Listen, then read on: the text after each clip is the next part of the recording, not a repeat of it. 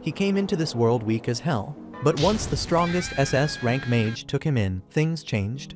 The kid had nothing going for him but pure grit, went through brutal training day and night, body pushed to the edge, but willpower never broke. Years went by and the same boy who couldn't even cast a basic spell turned into someone you don't want to mess with. Not even his master knew it, but buried deep inside him was a dark magic strong enough to flip the whole damn world upside down, a kind of power that stuns anyone who sees it. It kicks off in a wrecked city, where this woman spots a boy named Lloyd just standing there, staring at something. We don't know what he's looking at yet, but she sees something in him. She figures if this kid joins her, she might have a shot at taking down the demon lord. Without holding back, she pulls him in for a hug, while he's still standing there spaced out. Not long after that, she takes him back to her place and casually shows him some fire magic flames shooting straight out of her hand. Lloyd's eyes go wide. This is the first time he's seen anything like it. But the woman doesn't wait around for awe, she tells him flat out to do the same, or he's not eating that night. He doesn't have a clue what he's doing, no instructions, no idea how magic even works, but he gives it a shot. By the time the day ends, the kid somehow manages to summon a small flame. She's a little impressed, but not nearly enough. Instead of praise, she lights him up in flames, reminding him that he's still got a long road ahead. The next day, she teaches him how to pull water out of the ground with a kick. First try, Lloyd nails the move, but all he gets is wet dirt. She's not impressed and punishes him by soaking him completely. She throws wind magic into the mix too, and as the training keeps going, within just a few months, Lloyd's already pulling off ice magic like a pro dude, makes a full ice statue that looks exactly like her. Lloyd, thinking he's finally earned some respect, starts calling her his master, but she still ain't satisfied. She thinks he's still weak, so to prove how far he's got to go, she makes the statue grab him with magic, then grows it bigger before smashing it to bits. Seeing the power difference firsthand, Lloyd decides to push even harder, doubling down on his training without taking breaks. Then one day, she drinks too much and ends up sick as hell. Lloyd walks up and heals her in a flash. Turns out, she even taught him healing magic somewhere along the way. She gives him a hug for that, but then goes right back to her usual self, saying it still ain't enough, and sends him off for more training. After months of non-stop training, Lloyd's master is sitting with a grimoire in her hands, looking uneasy. Something in that book's clearly bothering her, and before she can even process it, Lloyd walks into the room. The grimoire slips right out of her hands, and when he picks it up to give it back, something triggers the moment he touches it. His body drops instantly, kid faints on the spot. That's when she realizes Lloyd's got the potential to be one of the chosen two. The way she mutters it sounds like she's a chosen one herself, though it's not crystal clear. Either way, she doesn't want him ending up like her. She's seen what overconfidence can do, so while he's knocked out, she kisses his forehead and slips a spell on him, one that probably keeps his powers in check. Next morning, she brings up something new, calls him a white mage, says that kind of mage focuses on helpful magic, stuff that benefits others. To get him started, she tells him to use his healing magic on an apple tree to grow a bigger apple. He does it, and it works, but then she casually shows off and makes the whole tree pop with apples like it's nothing. Later that night during their lesson, Lloyd gets curious about something called ancient magic. Soon as he brings it up, his master shuts it down, tells him that kind of magic disappeared ages ago and he doesn't need to bother with it. Instead, she keeps him moving forward, teaching him advanced stuff like space magic, basically the power to summon or unsummon items anytime you want. Training picks up speed, and one day she decides it's time to really push him. She blindfolds the kid, dumps him deep in some forest full of monsters, hands him a tiny kitchen knife, and tells him to survive for a whole week using magic alone. Then, with zero hesitation, she vanishes in a flash, leaving Lloyd behind terrified and lost. A few seconds later, a wolf monster shows up, charging straight at him. Lloyd panics and runs for his life, eventually scrambling up a tall tree to catch his breath. While catching his nerves, he uses space detection and manages to locate his master's house far to the north, so he sets off on foot. When night hits, he uses healing magic on wild fruit to ripen it and eats that for dinner. He finds a cave to hide in and starts thinking of ways to boost himself. That's when he comes up with something smart. He takes the spells he already knows and tweaks them to raise his physical stats when he casts them. One by one, he starts building his magic up from scratch. The next morning, while walking through the woods, Lloyd accidentally wanders right into a queen spider's nest. Soon as that massive thing lunges at him, he turns and bolts the other way. With one of his modified spells, he kicks his speed up like crazy, 10 times faster at least. In a single blur of a sprint, he makes it all the way back to his master's doorstep, then drops right there, out cold. She opens the door and sees him lying flat. and with a small grin, just says welcome home. Time goes by, and Lloyd starts growing taller. His master gives him a little more freedom to roam around the house, and one day while cleaning up her study, he finds a book about cities. The idea catches his attention since he's never been anywhere with that many people before. Meanwhile, his master's been getting creative, testing all sorts of weird stuff, and using him as her personal test dummy. Kid barely gets any real sleep for days. One morning, she wakes up like usual and heads up to the rooftop, planning to beat some magic into him again. But when she steps inside, Lloyd's not there. She glances around and notices the last thing he was doing reading that same book about cities. Her expression shifts for a second. Turns out, Lloyd's already made his way into town. He walks through the streets wide-eyed, amazed by how packed and noisy everything is. This is his first time seeing a place like this, so it's all new. He grabs a loaf of bread from a stall, but once he pays, he realizes he's completely broke, not even a single coin left. That's when a recruitment flyer for adventurers floats through the air and smacks him in the face.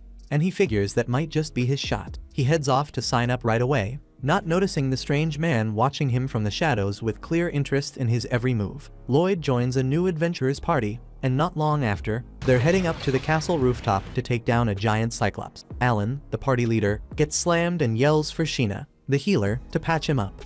But just before she casts her spell, Lloyd drops one of his upgraded buff spells without saying a word. Suddenly, everyone starts feeling unstoppable. The archer nails the cyclops right in the eye, and the knight takes a punch straight on but holds her ground, surprised by how easy it was to block. Alan doesn't think twice, charges up, and takes the beast out in one clean hit. He's fully convinced he pulled it off with raw talent, but the knight glances at Lloyd and starts putting two and two together, like she knows something just doesn't add up. Now that the cyclops is down, the crew rides back into town, and Alan's getting the royal treatment. Folks can't stop cheering his name like he's some kind of legend, all because no one else had been able to take down the cyclops of Abadov Castle. The reward for the job turns out to be massive, but when it's time to split the cash, Alan tosses Lloyd 5 measly coins, saying that's all he gets since he's just a rookie D-rank adventurer. Lloyd takes the money without saying a word. When Alan suggests they toast to their victory, Lloyd politely dips out, saying alcohol's not his thing. That rubs the party's mage the wrong way. She gets all dramatic about him ditching the celebration. But Alan shrugs it off and says no big deal. They can always find another white mage if needed. And it's not like Lloyd did anything worth bragging about in the first place. Lloyd hears it all, but doesn't react. He closes the door behind him and walks away, calm as ever. Meanwhile, back at Merlin's house, the same guy who'd been tailing Lloyd earlier shows up. She calls him Willie and asks if there's any news. He tells her Lloyd made it to town and even joined the hero party. Merlin looks relieved, almost proud. She figured it was about time the kid stepped into the world on his own. As long as he doesn't end up cocky like she was back in the day, he'll be alright. Willie looks at her and asks if she still regrets what went down that day. Her face tightens, a flicker of guilt slipping through, and she remembers it clear as day. Back then, the Demon Lord was ready to blow himself up just to get his hands on that damn magic book. Merlin never saw it coming, and the explosion wiped out an entire village. Nobody stood a chance, including her.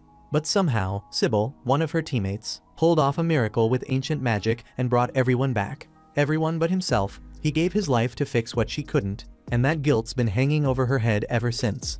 Back on Lloyd's side, he's still with the hero party. Every time they're close to getting wrecked in a fight, he drops a clean buff on them, keeping the team running smooth like clockwork. Thanks to him, they're practically unbeatable, but nobody knows he's the reason they're cruising through every battle. Later that night, Rena's up reading about defense stats when Alan walks into her room. She tells him she's been wondering about something lately. The monster hits don't feel as hard on her shield, and she's not sure why. Alan says he's been feeling stronger too, figures it's just raw talent kicking in, but Rena shoots him a look and reminds him he hasn't trained in days, so whatever's going on, it's definitely not him leveling up on his own. At the same time, deep in the woods that night, a couple guards are finishing up their patrol when one of them suddenly screams in pain. His partner looks over and sees this massive golem towering above them, and in that split second, it hits him. He's about to get killed doing a job that barely pays enough for lunch. By the next morning, the guard captain is already talking to Alan, asking for his help. Turns out the guys on patrol were killed in a brutal way,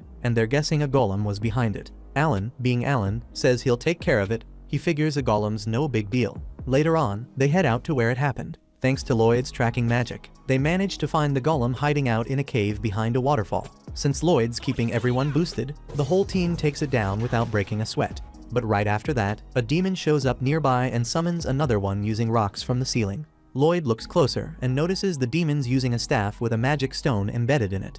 That's a big red flag. Magic stones are bad news. He knows they gotta shut this down fast, so he buffs Lulu's accuracy and tells her to shoot the demon. She hesitates since the demon's behind a wall, but she fires anyway, and somehow the arrow lands. Then Lloyd tells Maya to teleport the staff to him, and once it's in his hands, he seals its magic right away. Alan's already fuming. He doesn't like being bossed around, especially not by the guy he thinks should be following orders.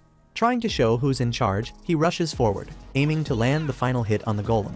Lloyd sees it coming and knows Alan's about to get his head crushed, so he kicks in a speed spell and dives in, shoving Alan out of harm's way. But instead of a thanks, Alan snaps at him for getting in the way. He finishes off the golem himself, acting like he did it all solo. Back in town, he straight up kicks Lloyd out of the party, saying he's had enough of his attitude and claiming he's been useless the whole time. And after all those years hearing Merlin say he wasn't good enough, Lloyd starts to believe it. He doesn't argue, he just walks away quietly. The next few days are rough. Lloyd tries to find a new party, but no one's looking for a white mage, and most teams are already full. Things start to look hopeless until a girl named Yui rushes into the guild, needing a white mage fast. The receptionist points at Lloyd, and Yui turns to him, asks if he's not with anyone. When he says yes, she grabs his arm without wasting a second and takes off running with him like her life depends on it. A short time back, Lloyd was still dragging his feet around the city, head down and soul crushed after getting kicked out of the party by Alan. He kept hearing Alan's words echo in his head, saying he was nothing but dead weight. All he ever did was hide behind the others and toss out a few heals, and even Sheena could do a better job than that. Lloyd had asked if Alan seriously thought he was that useless, but Alan didn't even answer, just told him to believe whatever and get lost. As he walked off, the girls in the group didn't bother hiding how happy they were to see him gone. They were all smiles welcoming Rena. Throwing shade like Lloyd was some kind of joke they finally got rid of. Eventually, Lloyd made his way to the center of town and found himself staring up at a fountain. The statue on top looked exactly like his master, and that hit him right in the gut. He missed her, missed being trained, missed mattering to someone. Meanwhile, a different squad of adventurers was heading out to take down a bandit stronghold. This was no casual mission either, it was ranked A, so they had to keep it tight. Clum, the ginger in the group, looked off her game, distracted by something and clearly not feeling it. Still, once the battle kicked off, they went in hard before the bandits could even react. Silica, the mage, stepped up first, chanting loud as hell to prep her spell. One of the smarter bandits noticed and told his crew to wait it out till she was drained, then rush them. That was the plan, but they didn't count on Cross having her back. From way off, he fired a shot so clean it ran through a bunch of them at once. Their party was no joke. Yui, the sword fighter leading the team, held her own with no problem, even when she slipped. Dagas, the big guy with a shield, was there to cover her. Clum came through too, casting a buff that jacked up Dagas' strength, letting him smash through the front line like a beast. The bandit boss saw the tide turn and tried to make a break for it, but Yui was already in his face. She told him to stand down and not make it worse. He yelled at her to explain who the hell they were and why they stormed the place. But then he spotted the golden pendant on her chest. His face changed quick, he knew what that meant. She wasn't just tough, she was S rank. Every single one of them was, which meant they weren't just here for a job, they were the kind of folks everybody respected and paid attention to. The boss bandit pulls out his final move, thinking that even if this crew's S rank, there's no way they can handle what he's about to drop. He slams his staff to the ground and fires off a summoning spell, bringing up a massive golem straight from the earth. This thing's built to resist magic, which knocks Silica and Clum out of the fight completely. Even Cross knows his arrows won't do much against that kind of tank, so that leaves just Dagas and Yui to go toe-to-toe with it. Yui doesn't flinch. As team leader, she steps up and hits the golem head-on, slashing with full power. But the thing doesn't even blink. It tanks the hit like she tapped it with a stick. She yells for Clum to give her that power-up, but Clum's out of it again, totally zoned out. Yui has to scream at her before she finally reacts and casts the buff. That one spell kicks Yui's strength into overdrive, and with that boost, she cleaves the golem clean in half like it was made of paper. With the job wrapped up, they round up all the bandits, including their boss. Afterward, Yui pulls Clum aside for a talk. Clum straight up apologizes for blanking out and says she's not cut out to be an adventurer anymore. Yui gets it though. She knows Clum's mind's been on her sister Sylvie, and she asks how Sylvie's doing these days. But before Clum can even answer, the scene cuts to Lloyd again. It's been 3 days, and the poor guy still hasn't found a new party. He's posted up near the guild counter when someone starts yelling about needing a white mage. Turns out, it's Yui. Lloyd doesn't waste a second. He steps up and tells her he's a white mage, and Yui doesn't even ask for his rank. She grabs his wrist and drags him straight to her crew's base. Once there, she introduces him like he's already part of the team, even though he hasn't said yes. Her squad catches on quick, they've seen her do this before. Cross breaks it down for him, saying they've got a high priority mission and no time to replace Clum properly. They need someone fast. Nobody thinks Lloyd's the right pick, and truth be told, neither does Lloyd, especially after realizing this group's full of S-rank adventurers. Even though Lloyd's already given up on himself, Yui hasn't, and she straight up demands he show them what he can do. He's convinced he's gonna disappoint them, but decides to try anyway. First thing he does is pull a staff out using storage magic, and that alone makes everyone raise an eyebrow. Then, without chanting a word, he hits the whole squad with a physical boost. They don't feel much at first, but Yui swings her sword just to test it and slices through a tree like it's made of foam, leaving everybody wide-eyed. Lloyd casually explains that he didn't just cast one buff, he stacked 5 enhancement spells on top of each other, which is why Yui's power skyrocketed. That's enough to shut down any doubts they had. Clum's magic doesn't even come close to that level, but Lloyd still seems clueless about how insane his magic really is. He admits he used that many layers because he figured if he only did one, it wouldn't be enough for a top-tier team like theirs. He thought it'd come off as weak, and he wanted to make a good impression. Judging by their stunned faces, though, he assumes it flopped and what he did was average at best. Getting talked down to for too long can wreck a person, and right now Lloyd's confidence is in the gutter. He figures they weren't impressed and says he doesn't want to slow them down, so he turns around and starts walking off. For a second, nobody says a word, still trying to process what just happened. But Yui snaps out of it and yells his name loud enough to shake the place. He stops and walks back, just to see what she wants. That's when he opens up. He tells them where he came from and how the hero's team kicked him out for being useless. Yui's shocked he was ever part of that crew, but Lloyd downplays it. He says they don't need to be impressed and suggests they stick with their old white mage, instead it'd probably be better for all of them. They start telling him about Clum, how solid she is and how she used to run with them. But her sister Sylvie's been sick. Even while adventuring, Clum still looked after her, but lately she's been drained, and it's messing with her focus. Last time they fought, she zoned out and nearly got them all killed. Nobody blamed her, and they were fine keeping her around, but she got so anxious about being a burden that she walked away. Normally they can handle quests without a white mage, but when it comes to rank jobs, it's a different game. Clum wasn't just useful, she was family. Yui says she's been worried sick, and the rest of the team agrees. Lloyd sees how much they care and starts thinking maybe they saw her more as a sister than just a teammate. When they say yeah, he realizes how lucky she is to have folks like that, especially after what he's been through. He asks what kind of sickness Sylvie has and learns she's turning into a damn magic stone. That hits a nerve. He remembers reading something with his master about magic stones and asking if it was reversible. She said it was. That gives him a little hope, so he asks Yui to take him to Clum's place. They get to her house, she opens the door, and they sit down to talk. He asks her more about Sylvie's condition. Clum explains that both she and her sister used to take missions together, but on one of them, Sylvie got hurt. She wasn't there when it happened, just found her injured. Lloyd asks exactly how it started, and instead of explaining, Clum decides to show him. She takes them to Sylvie's room. As soon as the door opens, Lloyd feels the heavy magic pressure flooding out. Clum walks in and lifts the blanket. Sylvie's legs and hands are already stone. She says it's creeping through her body, little by little. Lloyd quietly tells her he thinks he can heal her. Clum doesn't buy it. She already tried every top-tier mage she could find, and none of them had answers. So she figures some random white mage won't either. But then Lloyd asks if the injury happened inside a cave, and Clum freezes before nodding. He checks the area where the transformation started and confirms what he suspected: the magic that hit her is still active, and it's slowly taking over her body. Clum's still unsure, but Lloyd says his master once told him this method could work. Yui backs him up, asking Clum to trust him, so she gives him the green light. He grabs his staff and starts casting a powerful spell that drains his energy fast. He explains that this magic is meant to calm down the storm of power building up inside Sylvie's body. That overflow is what's turning her to stone, so if he can suppress it, she might recover. Right after that, he hits her with a healing spell. Clum stares, wide-eyed, telling him this ain't some basic healing magic. He admits it's different, eats up way more mana than usual, but still insists it's just a normal healing spell. Yui turns to Clum and asks what she really thinks, and Clum can't lie, it's nothing close to ordinary. The wild part is that Lloyd's casting 2 spells at once and still holding it together like it's no big deal. Yui points out something even crazier: Sylvie's body is starting to return to normal. Clum rushes to grab her sister's hand as Sylvie slowly turns back to flesh.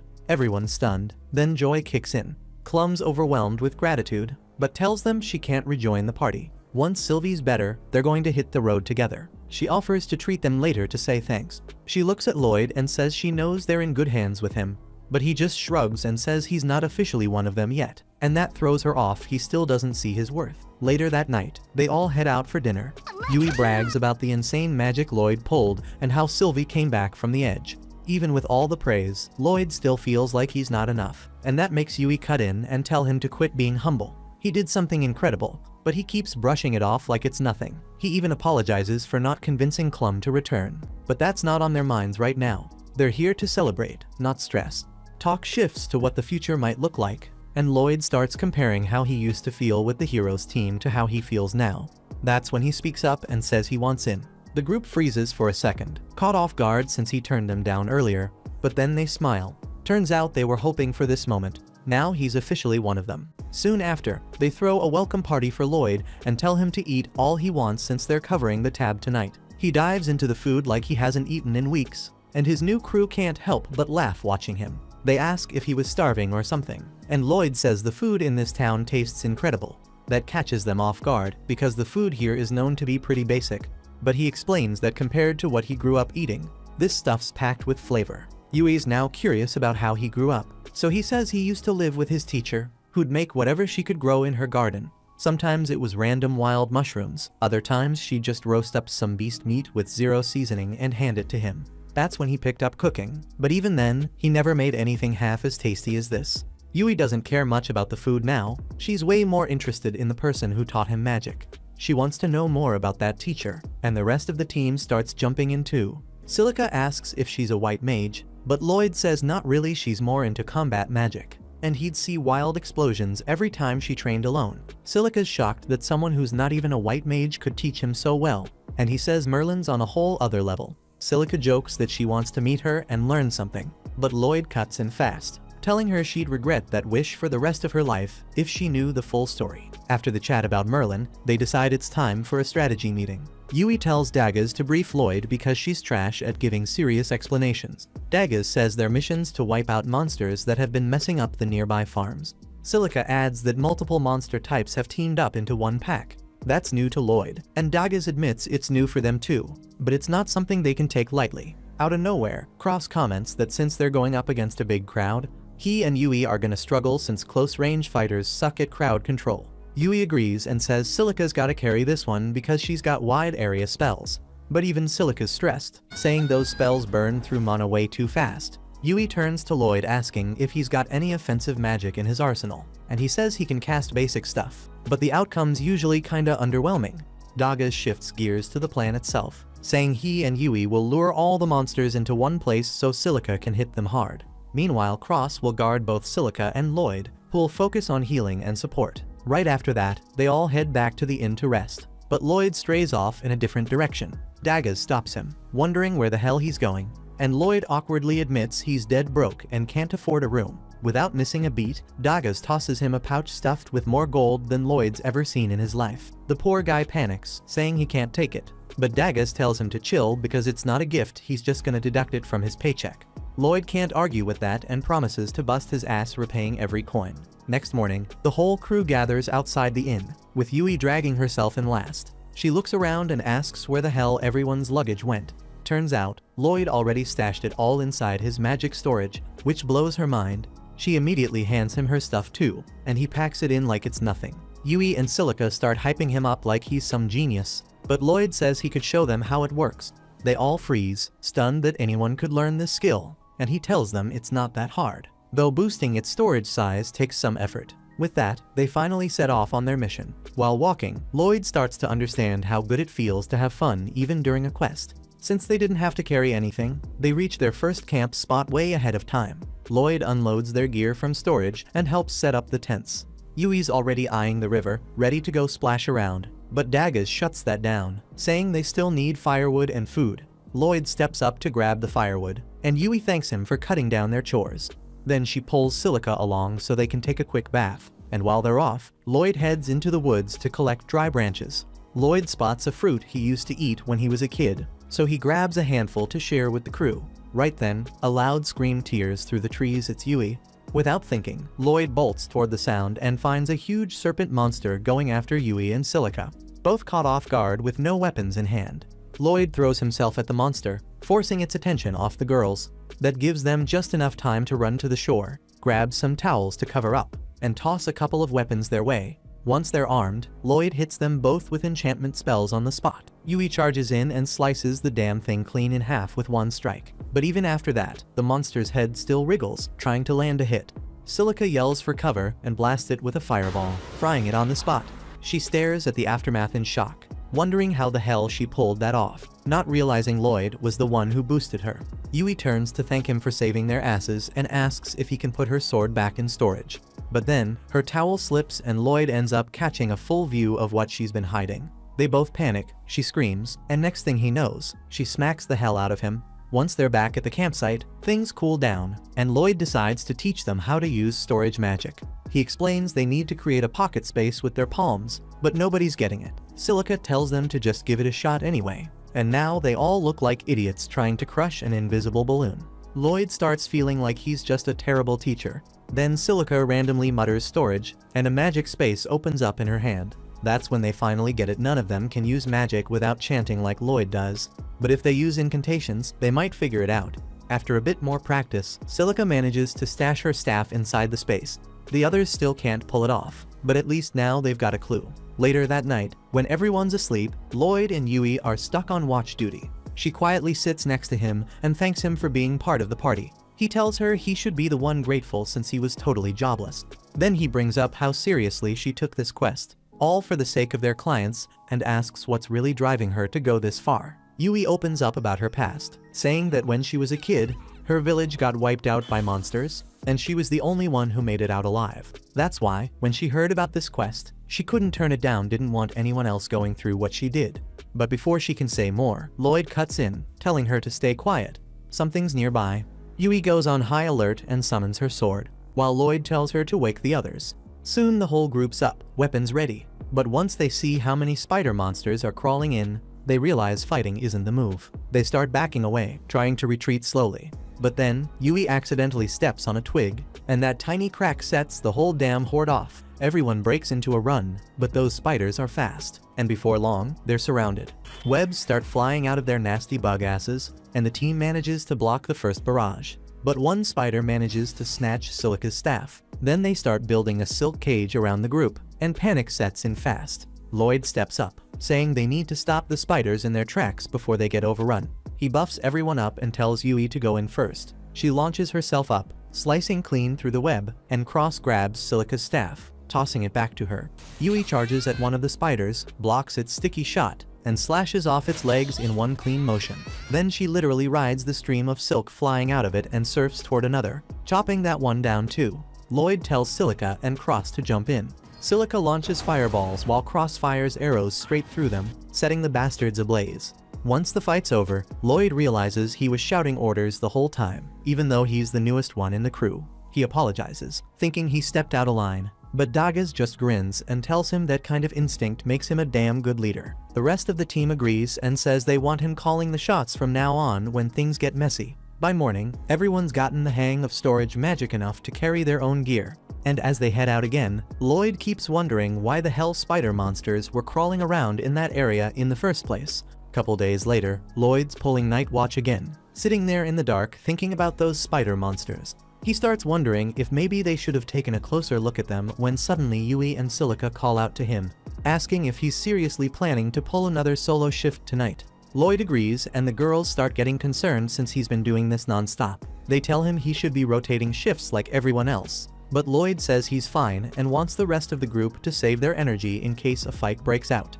Yui's about to give him a proper scolding, but Silica gently stops her, saying if that's his decision, they should respect it, though she makes him promise to speak up if things ever get too hard.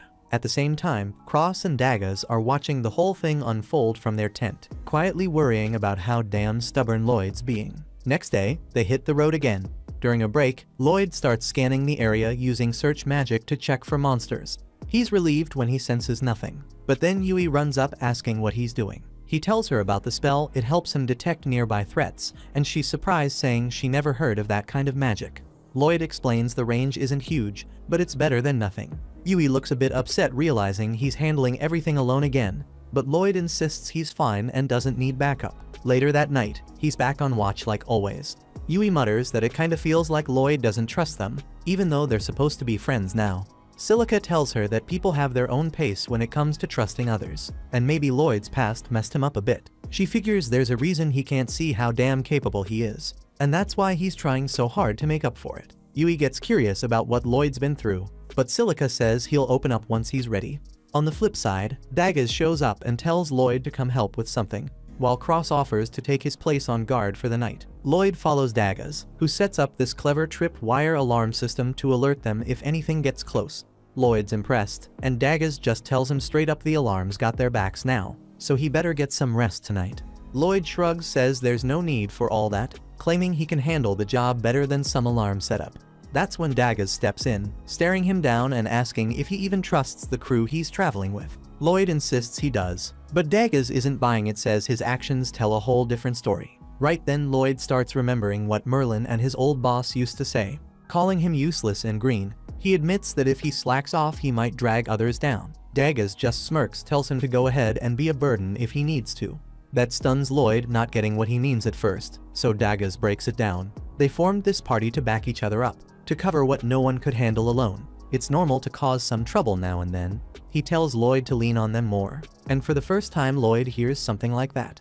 That little talk gets through to him, and later in the tent, Lloyd actually smiles, realizing he's got folks he can count on now. Next morning he puts it into practice, nervously asks Yui to help fetch some water, and she lights up glad to do it. Meanwhile, a noble named Michelle gets word from some shady black mage who says the magic stones have been planted exactly where he asked. Michelle looks real satisfied, says the plan's gonna go smooth now. The mage adds that the earlier distractions scattered all the top adventure teams, so they won't be sticking their noses in. Only the hero's party is still around and they might mess things up. Michelle says there's no stopping that since the hero only moves when the king orders it. Still, he doubts the guy can stop what's coming next. Back in the woods, Lloyd and the team notice how weird it is that no monsters are anywhere nearby. Lloyd boosts his search spell, stretches the range, and picks up a cluster of beasts about 10 kilometers out. Cross mentions that's pretty close to those farmlands they're heading toward. Before Lloyd can explain more, Yui cuts in asking if he can really scan that far out.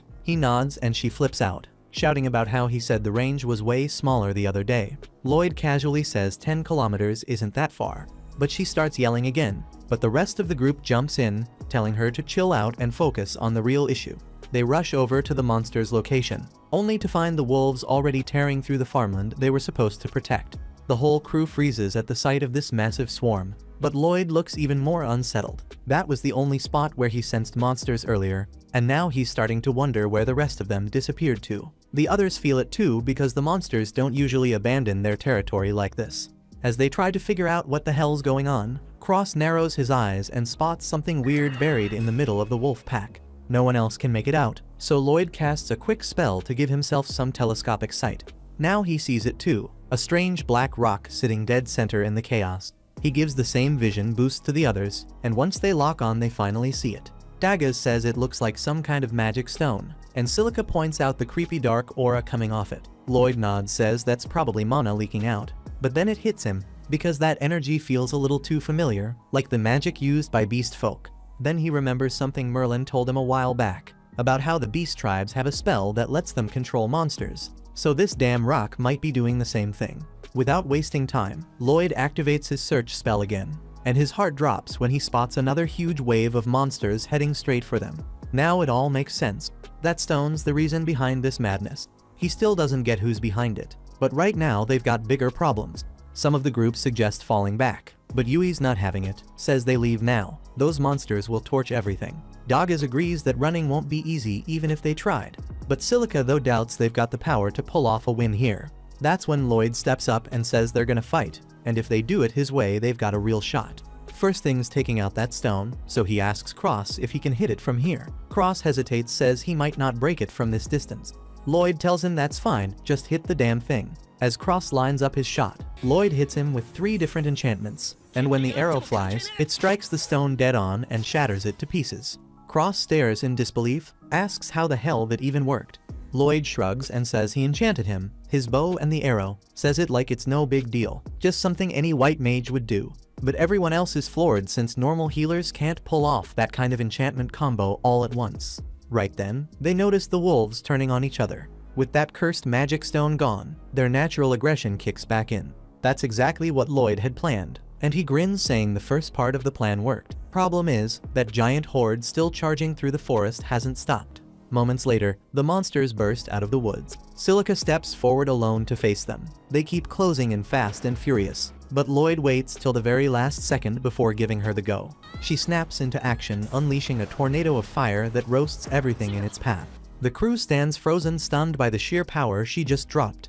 Lloyd quickly tells her to keep hammering them with wind and fire spells. Then he runs straight to Cross. That blast left the field covered in smoke, which blinds the flying monsters, but also hides them from the team. Lloyd links his mind with Cross using telepathy, then uses his search magic to lock onto each airborne target. Now that Cross can see them through Lloyd's senses, he picks them off one by one, not missing a single shot. In the middle of all this, Lloyd hurries back to Silica for the final part of the plan, but she's out of mana. He doesn't even hesitate, dumps a surge of his own into her like a damn human battery. The boost hits hard and drops him to his knees, but he tells her not to worry and just casts the next spell. She listens and calls down a heavy rain that douses the spreading wildfire before it gets out of hand. It drains her completely, and she drops to the ground, but Daggers catches her right in time. Yui rushes over, tells her she did amazing, and that now she and Daggers will handle what's left. While they head out to clear the stragglers, Lloyd and Silica stay behind. Finally catching a breath, Lloyd suddenly collapses, muttering that he still needs to get stronger if something this small wears him out. Not long after, Yui and the others return, having wiped out the rest of the monsters. But before they can relax, Lloyd tells them they've got no time to waste, his gut screaming that this was all a diversion, and the real threats headed straight for the city of Ishtar. Everyone's still trying to process what just happened when Lloyd casually pulls out a full crate of mana potions from his storage. He downs one in a single gulp, then tells them the whole mission was a damn setup meant to lure top adventurers out of Ishtar and weaken the city's defenses. Cross argues that Ishtar still has the Heroes Party and the Night Order, so taking it down won't be that easy. Daggers though says Lloyd's theory actually makes sense. But Yui doesn't want to wait around, says she's heading back just in case, and right as Lloyd finishes his potion, he casts a buff on the whole team, tells her they're moving now, then takes off running toward the city like the ground's on fire. Everyone stares, stunned by how fast he is, and when Yui tries to keep up, she realizes she's blazing too faster than Kevin Hart on a sugar rush. The rest of the squad follows, and they don't even blink when Lloyd mentions he boosted their speed so they could make it back faster. While Lloyd and the others are hurrying back to the city, the Count's lounging at his desk with a glass of what better be red wine. When General Giliste walks in, asks how the plan's going, and the Count says things are almost ready. Says that girl Giliste snatched has been surprisingly helpful. He's got a list of twisted ideas he wants to try on her, and once Ishtar falls, he'll have all the time in the world to get started. Giliste gets a chill, feels like the Count's cooking up something way darker than he's letting on, but he doesn't say a word. The guy used to be the Demon Lord's right hand, whatever's in his head, it's not something you question. Meanwhile, the girl's still locked in the Count's dungeon, barely hanging on. He brings her potions now and then, drains her magic, and uses it to craft those beast-attracting crystals he's been spreading. It's happened so many times, she's completely lost the will to fight. Back out in the field, Lloyd's group is flying. They just cleared a wide patch of grass, and they're making great time. But Silica starts getting worried, glances over at Lloyd, and says it must be hell keeping speed enhancement magic going for that long. Lloyd doesn't see why it's a big deal, because once you're used to it, the mana cost drops way down, it doesn't even scratch him anymore. The others ask what he means by getting used to it. So Lloyd tells them that back when he was younger, Merlin dumped him right in the middle of the forest and left him to figure out how to make it back home. As a white mage, he didn't stand a chance against the monsters out there. So all he could really do was boost himself with support spells and run for his life. Kept testing out different kinds of magic non-stop until he finally made it back. The rest of the group just stares at him stunned, but Lloyd says he figured that's how normal training goes, nothing worth making a fuss over. But Yui and Silica freeze for a second, looking at each other like they can't believe he just said that. Then they break it to him legal guardians aren't supposed to abandon their kids in the woods and hope for the best. They try to be as gentle as they can, but somehow Lloyd takes it the wrong way, thinking normal kids must go through even harsher stuff, and to him, that means he's just not good enough yet.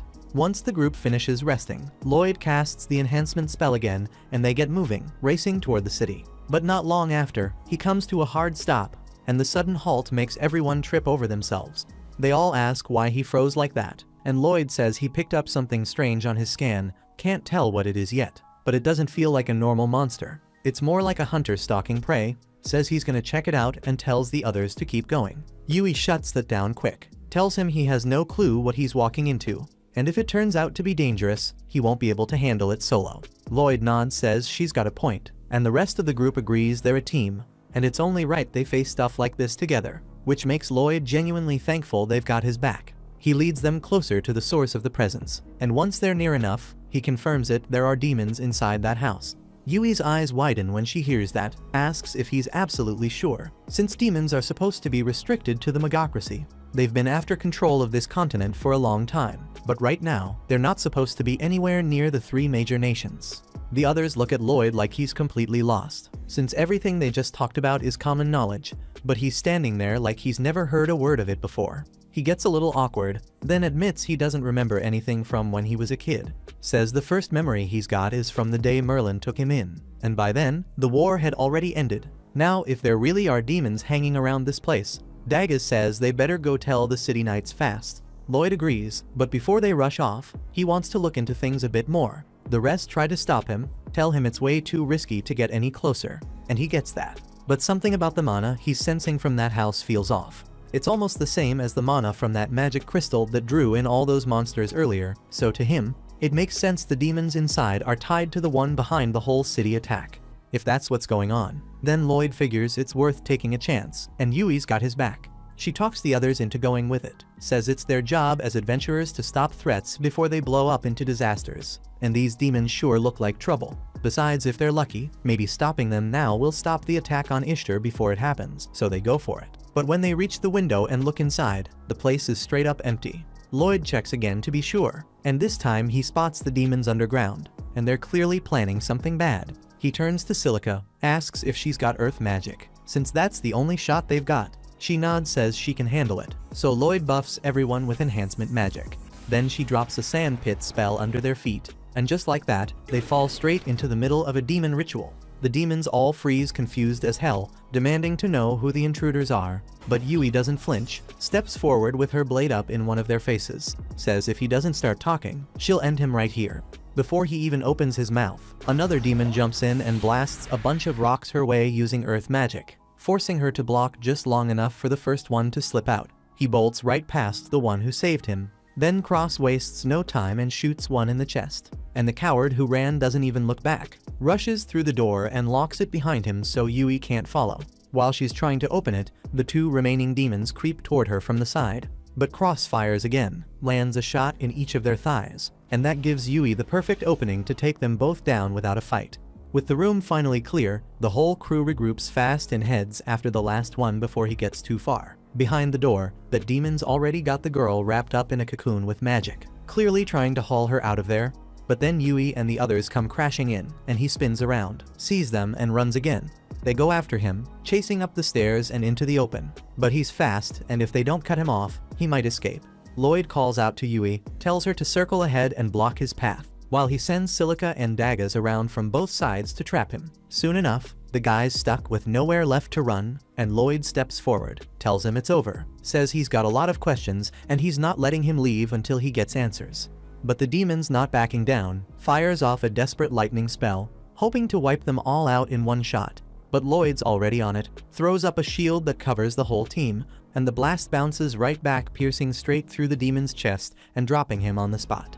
Once the fight's done, Lloyd walks over to the cocoon and starts unwrapping it carefully. But what he finds inside throws him off. It's a beast girl, unconscious and barely breathing. They carry her back to the cabin, lay her in bed and try to let her rest. But with all the demons gone, there's no one left to question. And the only person who might know anything is this girl, and she's in no shape to talk. Then Daggers turns to Lloyd and asks if there's any way to heal her. And Lloyd says he'll try, lifts his staff and starts channeling magic over her body, hoping it's not too late.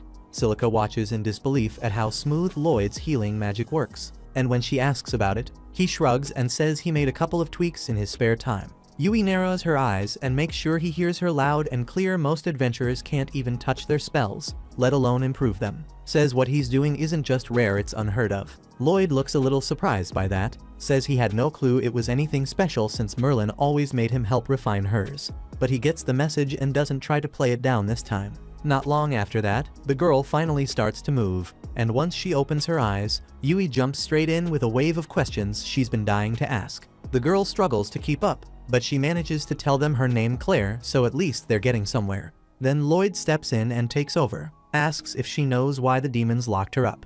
Claire stays quiet for a moment, so Lloyd shifts the tone and tells her they're just a group of adventurers who came to help a farm under attack. Says they found a magic crystal buried in the middle, summoning monsters non-stop. Then he mentions he could sense beast magic leaking from it, and that he's heard some beast folk can use spells to control monsters. That's why he asks if she's the one behind those stones. Claire freezes for a second, then nods and admits it's her magic, but says the demons forced her to do it. Now that they've got the truth, the whole group starts putting the pieces together. If the demons are using those stones to call monsters, and Claire's magic is powering them, then it's clear they want to launch a full-on attack on Ishtar, which happens to be the gateway to the continent. They agree to head back fast and take Claire with them before things spiral any further. Back in the city, a couple of guards stumble across one of the magic stones, but it's already too late to stop anything. The monsters have started pouring in, and it won't be long before the entire place gets swallowed up. Meanwhile, the crew stops for a quick rest, and that's when Lloyd picks up on something bad. He senses a wave of monsters heading for the city, and behind them, an even bigger force closing in.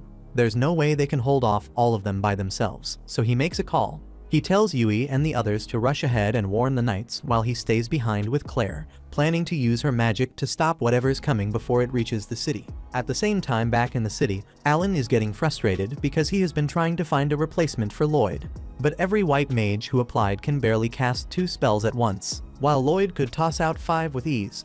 Rena tells him Lloyd might have been a special case, but Alan refuses to accept that. His pride will not let him admit he was wrong, so he decides all the white mages in the city must be even more useless than Lloyd was, and they just need to keep recruiting until a useful one shows up. Right after that, a member of the Imperial Guard steps into the room carrying bad news.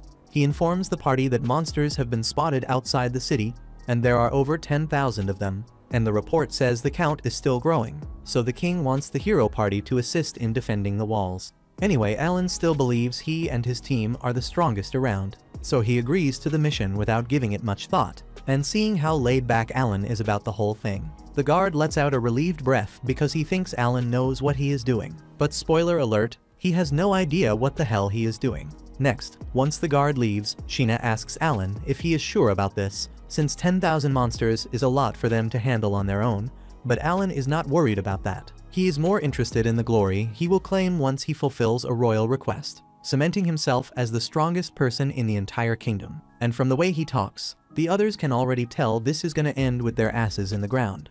At the same time, out in the forest, Lloyd and Claire have just located the second wave of monsters moving through the trees in a broad line between the trunks. And if these monsters join the mass already converging on Ishtar, there is no way the city survives. Then Lloyd tells Claire they have to do something to clear the monsters out. But she is uneasy and asks if there is a way to stop the horde without killing them. Because even if the demons were controlling her, it was still her power that pulled all these monsters here, so she feels partly responsible. Lloyd can tell Claire cares about the creatures, so he promises to find a plan that saves the town and keeps monster casualties to a minimum. And to do that he needs her help, asks her to use her magic to send the monsters back to their natural habitats as fast as she can. At the same time, Claire says it is possible, but she is not sure she can pull it off with that many gathered in one place. So Lloyd tells her the story might change if he layers support magic over her and boosts her abilities, and Claire is not sure it will work, but she is willing to give it a try, steadying her breath and nodding once. Then she starts to use her magic to speak to the monsters, now letting the rhythm build, yet before the spell can take hold, something in the forest cuts it off. A hard ripple that snaps the thread, so she will not be able to do anything until they figure out what is causing the interference.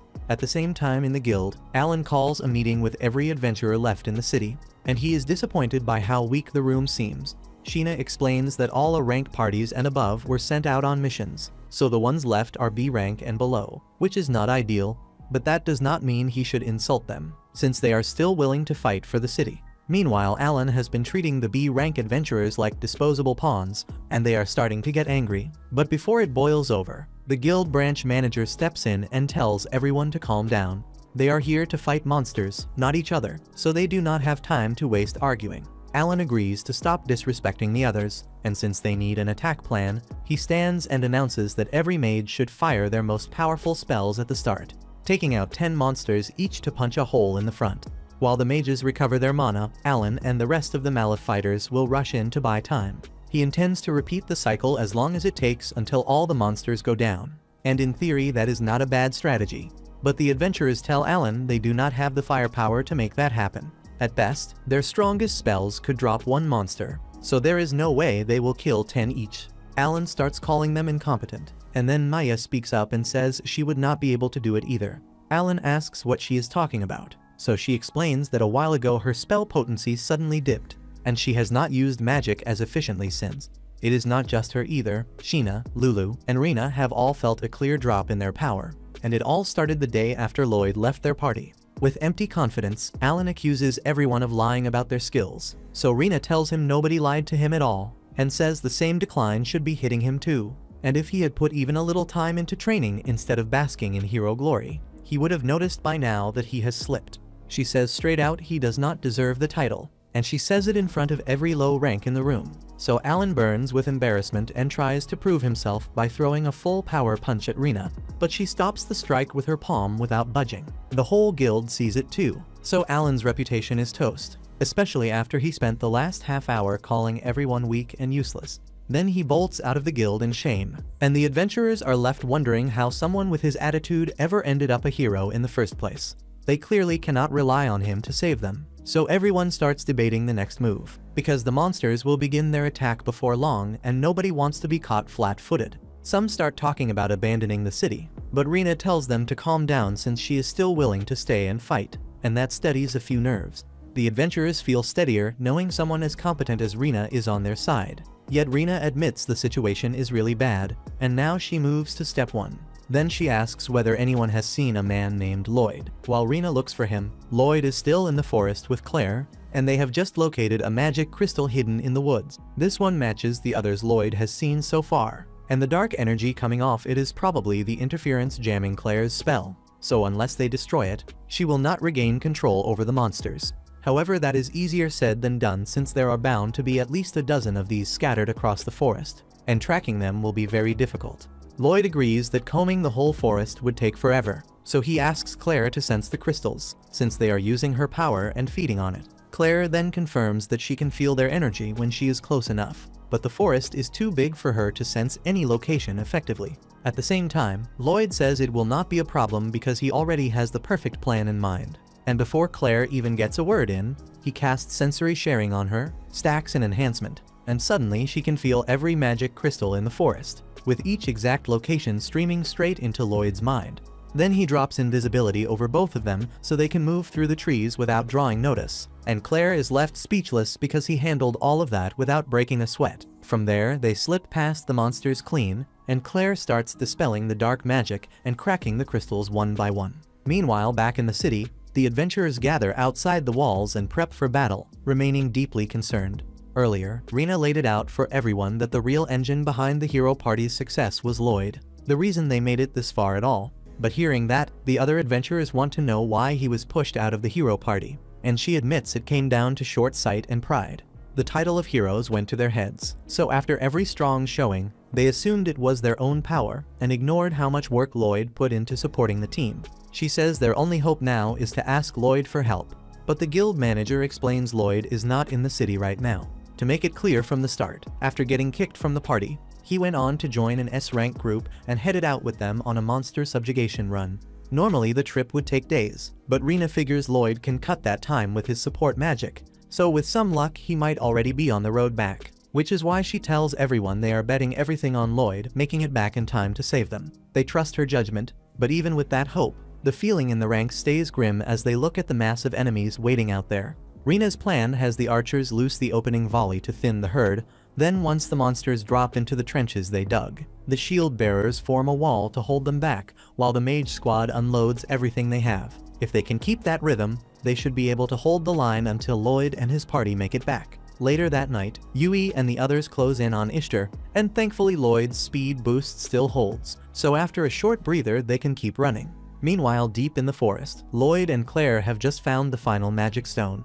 Once they disable it, the monsters finally snap back to normal. Bad luck though. The local crowd happens to be high wolves and blood panthers, and those two breeds have old evolutionary beef, so the instant they settle, they turn on each other and start brawling. In the middle of the chaos, one beast slams into Claire, and the jolt knocks off the invisibility Lloyd cast on her, so every monster in sight whips toward her. Fear locks her up, and she forgets that her power literally lets her control monsters, so she is about to get torn apart. But Lloyd dives in and drags every eye off her to keep her safe. Back in the city, things are not much better.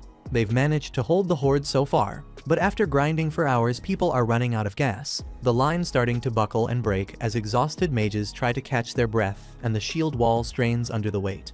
It's clear they can't last much longer. Yet just as the last hope begins to fade, a massive fireball rips across the field, as Yui and the others have finally arrived. Meanwhile, on Lloyd's side, he keeps slipping past swipes and lunges, doing everything he can to avoid getting clipped, and under these conditions that is about all he can do. Claire is amazed by how fast he moves, but she does not know why he is not striking back, since she is certain someone as strong as him could handle beasts like this. She remembers the promise Lloyd made to keep monster casualties to a minimum for her sake, and that explains why he refuses to cut them down. She doesn't want to let Lloyd suffer because of her, so she kicks in her powers and goes full Nicki Minaj, singing a tune that gets all the monsters to calm down and walk back into the forest. Lloyd wishes she had done it earlier, but he is still impressed, so he asks what she did. Claire says she simply used her power to ask the monsters to return to the forest, and they listened because the control is gone. Now that the mines in this area are free again, Lloyd says they need to move fast and hurry back to Ishtar. Meanwhile, over in Ishtar, the fight is still brutal, even with Yui's party helping. They have not put much of a dent in the horde, and weapons and mana are running dry, so it feels close to the end. But Rina urges everyone not to give up, says eventually they will find a way to win. But the front lines are already breached and people are getting hurt everywhere along the streets. They hang on until morning, but by then every layer of defense is wrecked. So the guild manager fears this is the end of the city of Ishtar. Right before the monsters can flood the gates, a clear voice rises from the cliff near the forest, and the singer is Claire, her song boosted by Lloyd's magic, with a little help from Nicki Minaj's curves. With that combo at work, the monsters quit attacking and march back into the trees in long lines, so the city isn't being overrun anymore. Once the field clears, Claire lets the song fade and nearly collapses from the strain, and Lloyd catches her and holds her steady. They are both relieved they kept the city from falling. But the crisis is not over, since the demons planned the whole thing and never bet on a single path, and now a horde of golems is marching toward the city. At the same time, Count Michel relaxes in his castle, certain the city of Ishtar has already been trampled by monsters. Yet a messenger rushes into his office with an urgent report in hand.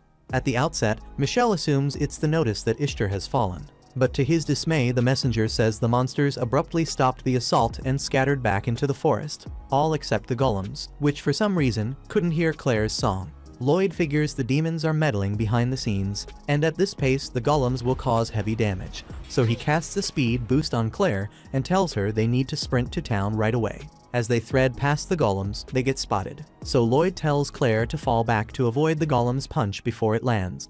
After a quick look at them, it's clear to him these ones have been enhanced somehow, so bringing them down won't be easy. Claire and Lloyd reach the trench around the city, so he takes her by the waist and vaults over it in one clean motion. The soldiers on watch freeze, since clearing that distance while carrying someone isn't normal. Even then, word has spread that Lloyd's enhancement magic is outrageous. After they land on the far side of the trench, he links up with Yui and the others, and they thank him for everything he did to save the city. Lloyd says the credit goes to Claire because her magic drove most of the monsters away, but the golems are still coming, so they need to prepare. Right then his knees give out and he drops to the ground because he's been using enhancement magic almost non-stop for days, and even for him that load is too much to carry. The others tell him to rest because he's overexerting himself, but he says he can't stop until the city is safe. Soon after, the guildmaster arrives, and with him there, Lloyd asks him to look after Claire in the meantime, since her safety is very important to him. The manager understands, so he assigns knights to guard her closely and swears to Lloyd that she'll be safe. With that settled, he's overjoyed that Lloyd made it back in time, because right now he's their only hope. Lloyd gets confused hearing that, since he thought the hero party was still in town.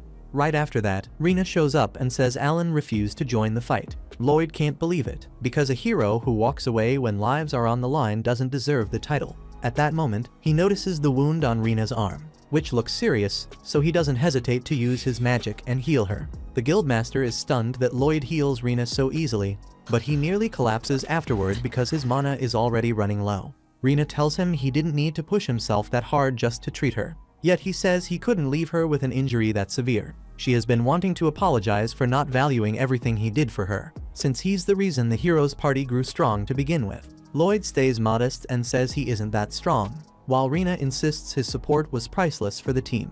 Even then, no one gave him credit, and she did know better because she didn't stop Alan from kicking him out. So she wants to offer a formal apology.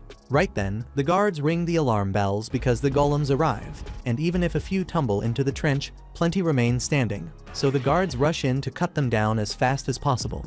Lloyd tries to warn them to wait because these golems aren't normal, but it's already too late. A guard's sword shatters the instant it meets the golem, and while he's stuck in disbelief, the golem drops him with a right hook.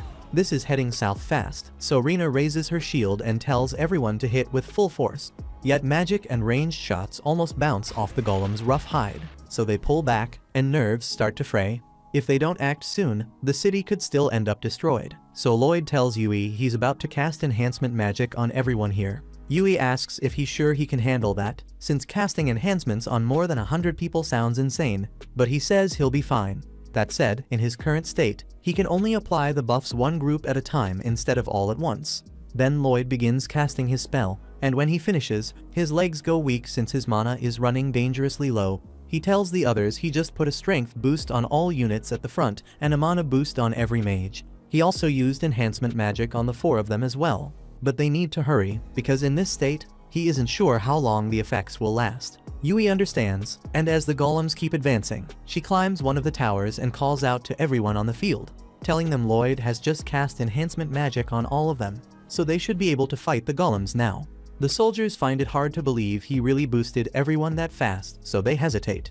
When one of them is about to be crushed by a golem, Rina rushes in and blocks the hit, after which Yui drops from the tower and slices the golem in half. With the first golem down, Rina raises her shield and tells everyone this proves Lloyd's enhancement magic works. Now that they've seen it, they realize they do feel much stronger than a moment ago. With Lloyd's help, they might be able to win after all. At the same time, Lloyd asks Cross to go assist the magic unit in the rear, while Dagas and Silica should head to the front lines as soon as possible. As for Lloyd, he's on the verge of collapse, so a guard runs up to help him stand and leads him to the fort so he can rest. Thanks to the boost from Lloyd's magic, adventurers start tearing through the golems one after another, and Lloyd cheers them on from one of the towers. But just as they are about to defeat the final golem, the enhancement magic suddenly wears off, so the adventurers are once again powerless against it. It may be a single golem, yet if none of their attacks can stop it and it reaches the city, it will wreak havoc. Yui runs out in front to block its path, and as it's about to strike, Rina shoves her aside so Dagas can block the punch.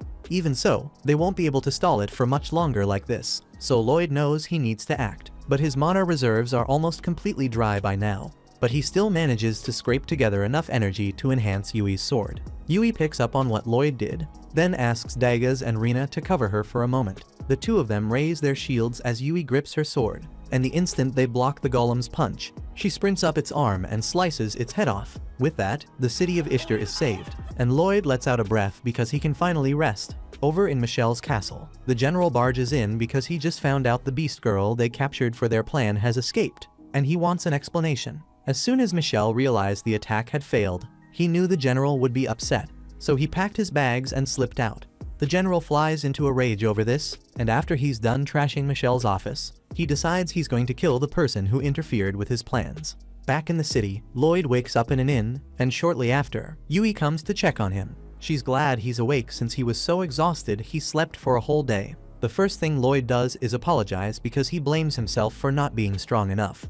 But Yui is fed up with how much he undervalues himself, so she tells him to come with her because there's something he needs to see. She leads Lloyd to the front door, and when she opens it, he sees a huge crowd gathered outside waiting for him. He freaks out and closes the door because he's never had such a big crowd calling his name before. So Yui tells him they're just here because they want to thank their savior, and it's rude to slam the door in their faces, so he should go out and greet them properly. Yet by the time she opens the door again, Lloyd has already jumped out a window, and he's circling the block to avoid the crowd. Meanwhile, at Merlin's house, Willie stops by to visit.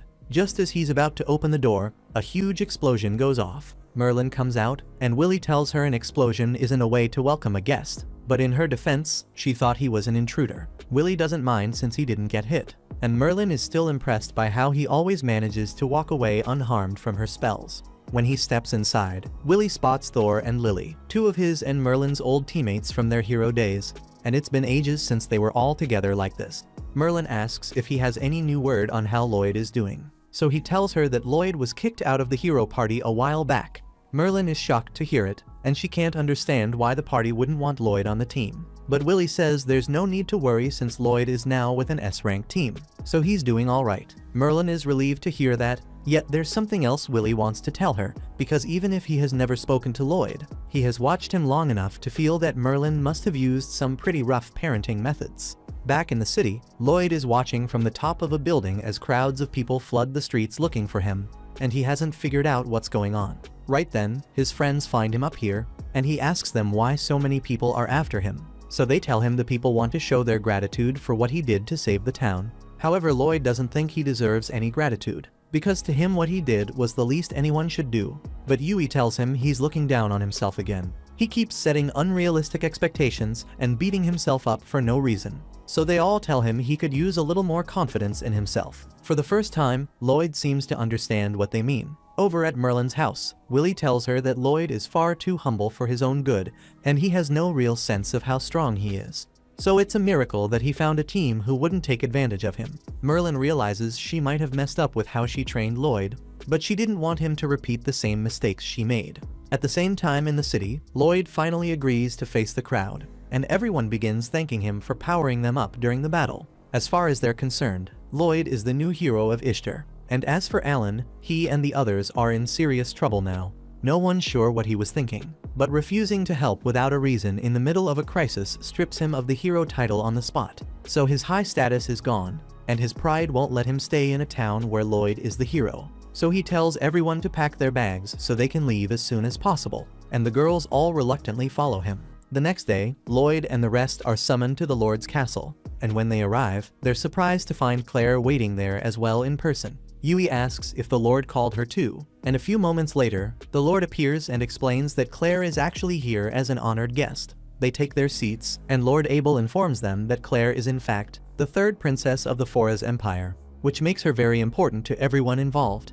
Lloyd and the others had no idea Claire was royalty, so it comes as a major shock to all of them. With that set aside, Abel asks what they think of Claire's power after seeing it up close and personal. Lloyd says it's incredible, but also frightening, because in the wrong hands, it could cause massive chaos, which is exactly why Abel says they can't let the demons take her again under any circumstances.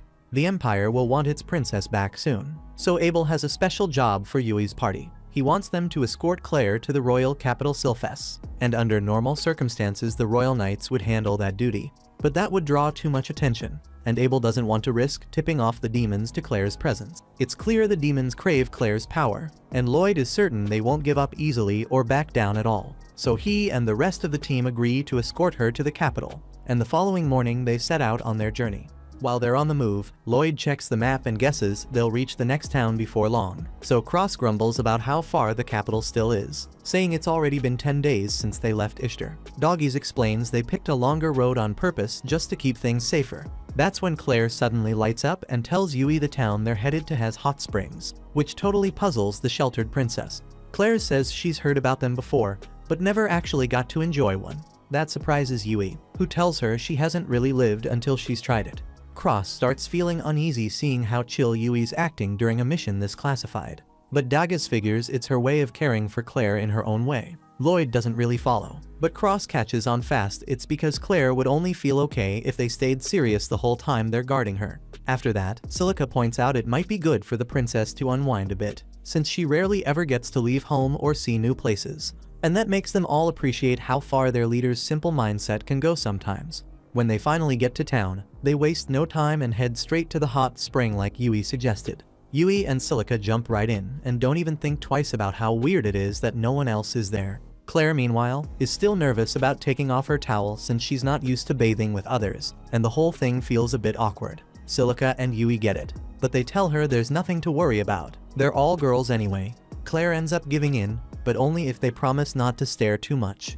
After a short while, Yui's staring straight at Claire, and just as Claire's about to call her out for acting weird, Yui blurts out a compliment on how elegant and slim she looks, says it suits a princess perfectly, but Claire still feels a little self-conscious since she doesn't have curves like Silica.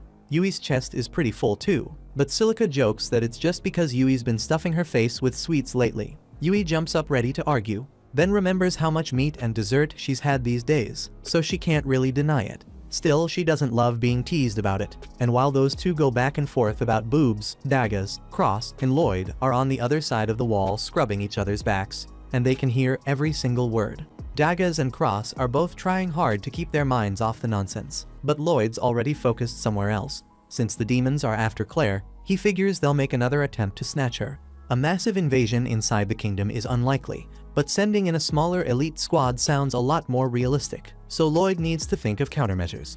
The plan was for everyone to stay here one night and leave the next morning, but Lloyd calls a meeting and tells the party he wants to remain in this town a few days longer because he has preparations to make. Dagas speaks up saying he also wants extra time since he's planning to upgrade his gear, and Silica adds she could use the break to practice her spells a bit, so she's fine with it too. Cross shrugs, doesn't really care either way, and says it's up to Yui, but with most of the group in favor of sticking around. Yui agrees to delay the departure a few days so everyone can get what they need done. When morning comes, Dagas heads out to check the weapon shops across town, but after searching most of the morning, he still hasn't found what he's after. While he's walking through the streets, he spots Yui and Claire near a boat, looking like they're about to go sightseeing. Yui calls out and asks what he's up to, so Dagas explains he's been hunting for a new shield since his current one is worn out, but he hasn't had any luck finding a replacement. He says he's already gone through every weapon shop in the city. Claire remembers passing by a shop tucked away in one of the alleys, but the place looked kind of shabby, so she's not sure he'll find what he's looking for there. Dagas then decides to give it a shot and makes his way to the spot. Once he steps inside, the place looks deserted at first. He starts wondering if it's abandoned. But then he notices rows of top-quality weapons hanging neatly on the walls, so he's certain he's in the right place.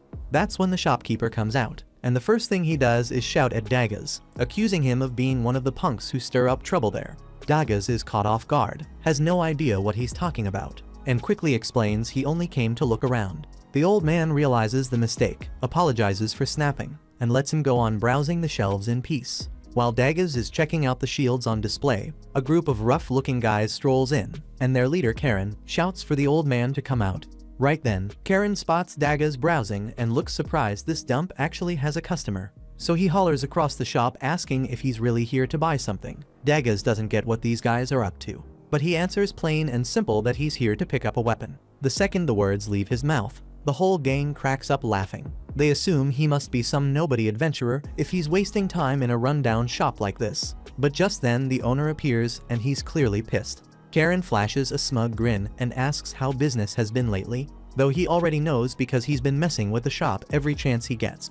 From the way he's talking, Dagas realizes Karen and his crew have been harassing the old man, so he steps forward. Karen's goons warn him to keep out of it, bragging that their boss is in a rank and no one in this town could take him. That might have been true if there wasn't an S-rank shield user standing right in front of them, though Karen has no clue who he's dealing with, and he keeps patting himself on the back for being a rank.